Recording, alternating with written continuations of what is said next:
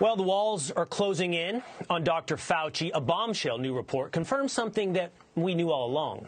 He's a fraud who lied before Congress, though, about the funding of gain-of-function research. Senator Rand Paul had confronted him on multiple occasions, and you saw the video. What did Fauci do? Deny, deny, deny.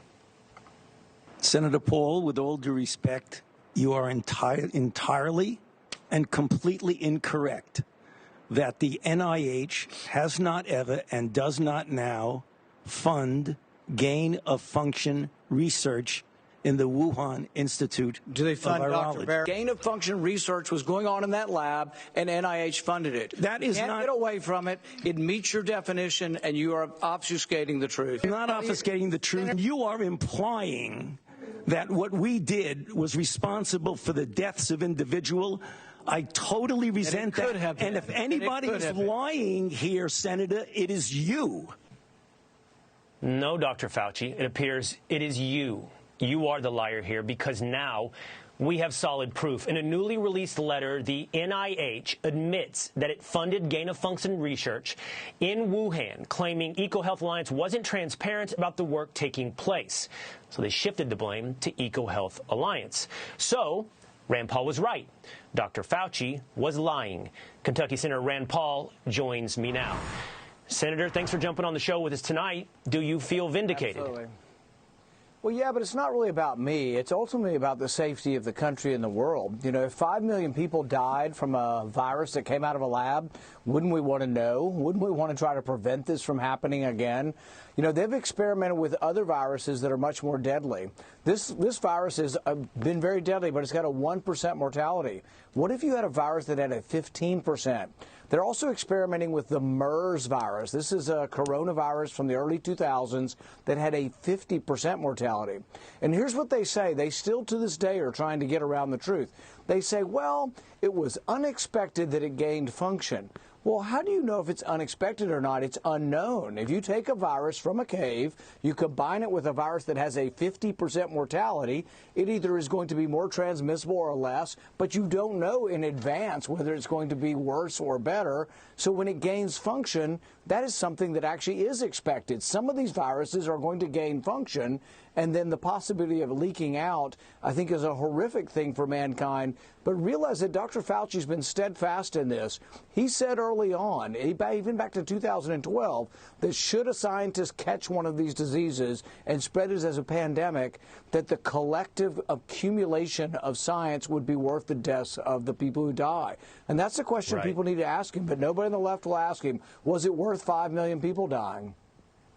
Do you think that moment, that clip that we played of that interaction, and you had numerous interactions with Dr. Fauci now with this information, do you think that was perjury? Was he lying to you under oath? Is there anything for you to do now? Is there any accountability, Senator? It's not only me. Many, many scientists are coming forward who are experts in this area saying, yes, they've been funding gain of function. He's been parsing words. He's been sort of kind of going around the subject, and he never fully explains why it's not gain of function. But I think his explanation is this. Oh, it was inadvertent. We didn't know they were going to gain function. Well, that's what a gain-of-function experiment is. You don't know when you combine two viruses if it'll be more deadly, but it might be. If you have half a brain, you know if you combine two viruses, it sure might be more deadly. So he knew it was a gain-of-function experiment. He just didn't know the result to the experiment. But if that's the definition he's going to use, we still have all this craziness. You know, they do this in our country. Right. We need to try to make sure. So far, no Democrat has been willing to listen to this. I've been asking for an investigation for months. No bipartisan committee has brought this up or decided to tackle this. But, you know, we have scientists, Kevin Esvelt from MIT. He's one of the great technological discoverers of CRISPR and gene technology for disease. He's not a partisan. He wrote in the Washington Post a week ago that this is a civilization-ending kind of research, that this research could release something that could destroy civilization. That's coming from a scientist. That should scare us all. You know, Senator, I know what you're saying, and we heard it at the time. He's playing semantic games with you. He's arguing with you about the definition of gain of function. He's weaseling out whether or not this satisfies, quite honestly, just his definition of gain of function. I'm sure there's going to be some semantic games about whether or not he knew EcoHealth Alliance had broken their grant with the NIH. I'm sure there are outs, but there needs to be some accountability for twofold, I think, and you laid out one of them, right? One is this gain of function research goes on, and the other is Dr. Fauci's word is gospel. People don't question his word on a host of things. So I have to ask you one last time, is there anything you can do to force accountability?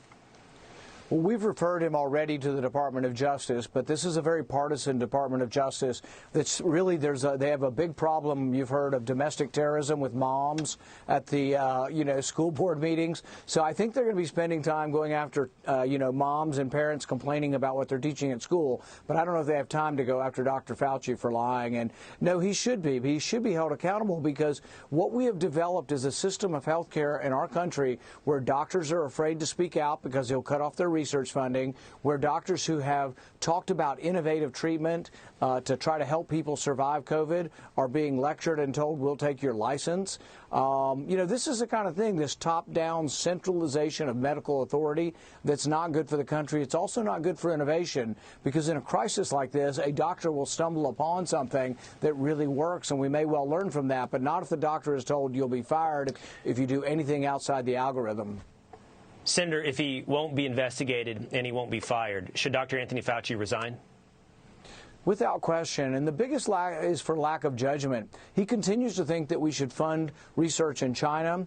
As we speak, EcoHealth is still getting money for research in Wuhan. There's a project from 2020 to 2025 that, to my knowledge, Anthony Fauci is still in favor of funding. He says that's where the bat viruses are. We got to go there without any kind of understanding or comprehension that perhaps the Chinese Communist military or government isn't the same as dealing with the democratic government elsewhere in the world. He hasn't really realized that that might be a problem, and they actually might have, not just unintentional problems, but actually might have intended or intend to create things that would be very damaging to the world. Right. All right. Senator Rand Paul, hopefully there is some place we can find accountability for these lies. Thanks for jumping on with us tonight and letting us know what you make of this new report. Thank you. Thank you, Senator Paul.